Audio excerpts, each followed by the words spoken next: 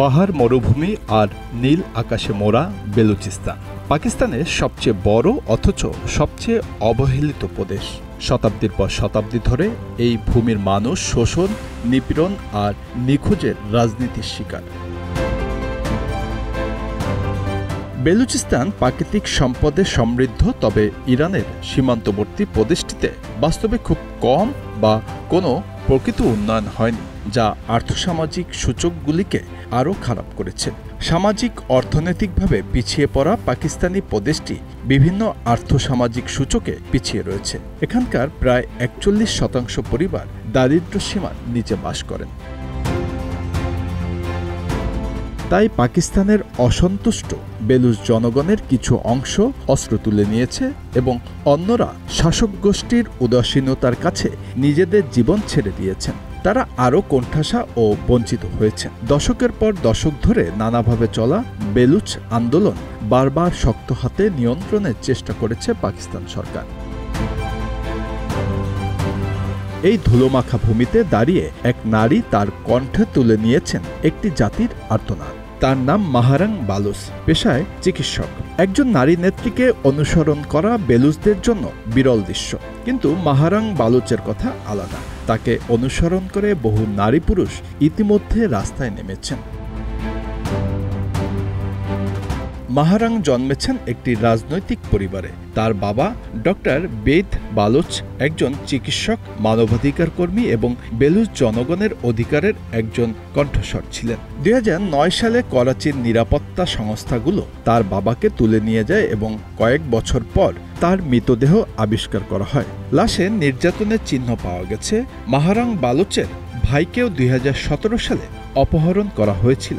সেই দিন থেকেই মাহারাং এর জীবন বদলে যায়।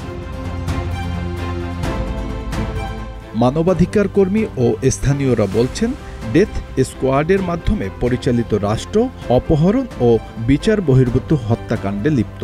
অ্যামনেস্টি ইন্টারন্যাশনাল বলছেন, ২০১১ সাল থেকে বেলুচিস্তান প্রদেশে অন্তত ২৭৫২ জন গুমের শিকার হয়েছেন। এর প্রতিবাদে মাত্র ১৬ বছর বয়সে মাহারাং বালুচ রাজপথে নামেন।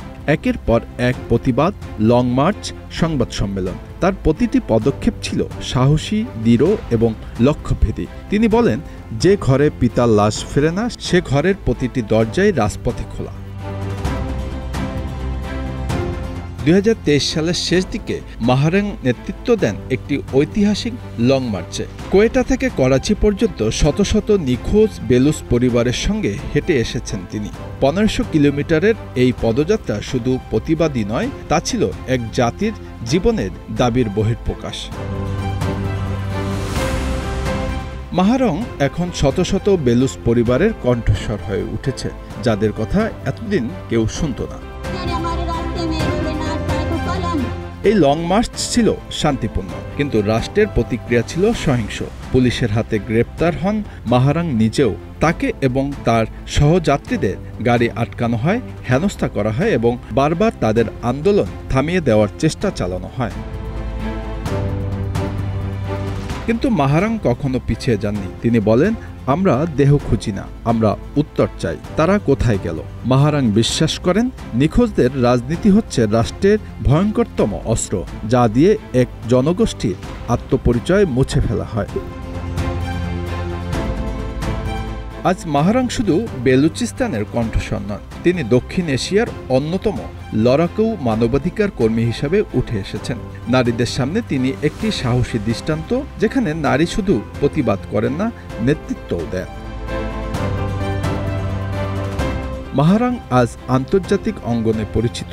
আল জাজিরা, বিবিসি, ডয়চে ভেলে সহ আন্তর্জাতিক সকল গণমাধ্যমেই তার কথা বলছে। কিন্তু পাকিস্তানি রাষ্ট্র তাকে বারবার রাষ্ট্রদ্রোহী হিসাবে চিহ্নিত করেছে। তার বিরুদ্ধে মামলাও হয়েছে। সামাজিক যোগাযোগ মাধ্যমে তাকে হেনস্থা করারও চেষ্টা হয়েছে। মাহারাং বালুচের আন্দোলনে প্রতিদিনই লোক বাড়ছে। এই আন্দোলনেই ইতিমধ্যেই পাকিস্তানের হাজারা, সিন্ধি, মুহাজির, পশতুন, শিয়া, হিন্দু ও খ্রিস্টান সহ নিপীড়িত জনগোষ্ঠীর লোকেরা তার সাথে সংহতি প্রকাশ করেছে। Bangla affairs news desk.